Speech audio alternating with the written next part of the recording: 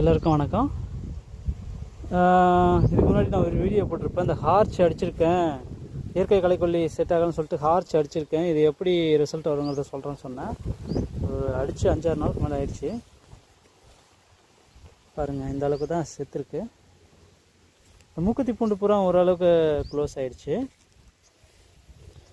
ஆனால் கோரையே ஓரளவுக்கு தான் கட்டுப்படுத்தியிருக்கு. இது அது கூட கோரையை கண்ட்ரோல் பண்ணுற அந்த பவுடரும் போட்டேன் நான். அப்படி இருந்தும் பார்த்தீங்கன்னா இது ஓரளவுக்கு தான் கண்ட்ரோல் ஆகிருக்கு. அது இந்த அருகம்புல்லாம் பார்த்திங்கன்னா அப்படியே தான் இருக்குது. இது ஆக்சுவலி பார்த்திங்கன்னா என்ன பண்ணோம்னா, இந்த மெல்பரின்னு சொல்லுவாங்க, அது ஊன்னேன். அது சுத்தமாக எதுவுமே பதியம் போட்டது ஒன்று கூட வரல. அதே மாதிரி ஏன் இந்த மாதிரி களைக்கொல்லி சம்மந்தமாக நிறைய வீடியோ போடுறேன், அப்படி இது ஷார்ட்ஸ் போடுறேன்னு நினைக்காதீங்க. இது இதை பற்றி நான் இப்போ உங்களுக்கு காட்டுற போகிறேன். ஏன்னா இந்த இதுக்கு முன்னாடி எங்கள் அப்பாக்கெல்லாம் நிறைய கடன் இருக்கும்போது ஏன் தான் இவ்வளோ கடன் வாங்கினீங்க ஏன் அப்படிங்கும் போது சொல்லுவாங்க, இந்த காட்டு களை வெட்டியே நாங்கள் கடன்காரன் ஆகிட்டோம் அப்படிங்கிற மாதிரி. ஆனால் இப்போல்லாம் இந்த களை வெட்ட ஆரம்பிச்சிருந்தாங்கன்னா கிட்டத்தட்ட பார்த்திங்கன்னா காட்டை விற்கிற ரேஞ்சுக்கு இருக்குது. ஏன்னா இன்றைக்கி அவ்வளோ கூலி விலைவாசி அதிகமாக ஆயிடுச்சு. பட் ஆனால் இருந்தாலும் எனக்கு தெரிஞ்சு ஒரு 15 வருஷத்துக்குமாவே நெல்லுடைய விலை ஒரு 1000 ரூபா 1500 இந்த ரேஞ்சுக்கு தான் இருக்குது. இந்த இதில் கவர்மெண்ட் எடுக்கிறது மட்டும் 2000 ரூபா எடுக்குதுங்க. ஆனால் அங்கே போனோம்னா அந்த ஜலிக்கிறதுலேருந்து அங்கே வெயிட் பண்ணுறதுலேருந்து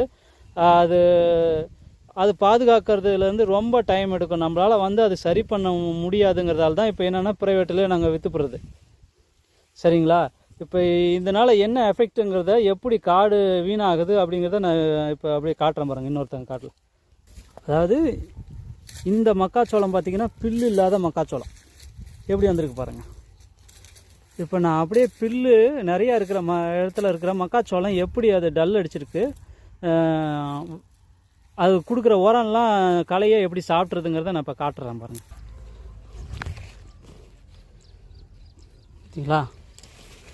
அதே அளவுக்கு உரம் போட்டு இது பண்ண இதான். இந்த களை இருக்கிறதால இந்த செடிக்கு எவ்வளோ உரம் வச்சாலும் அந்த உரம் அந்த செடிக்கு கேட்க மாட்டுது, எல்லாமே களையை சாப்பிட்ருது. கிட்டத்தட்ட இது 4வது மருந்து அடிச்சிருக்காரு இவர், நம்ம பக்கத்து காட்டுக்காரர் இவர்.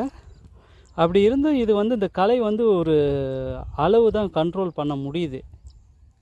இதே இதை ஆள் வச்சு நம்ம செஞ்சோன்னா ரொம்ப கஷ்டமாக இருக்குங்க.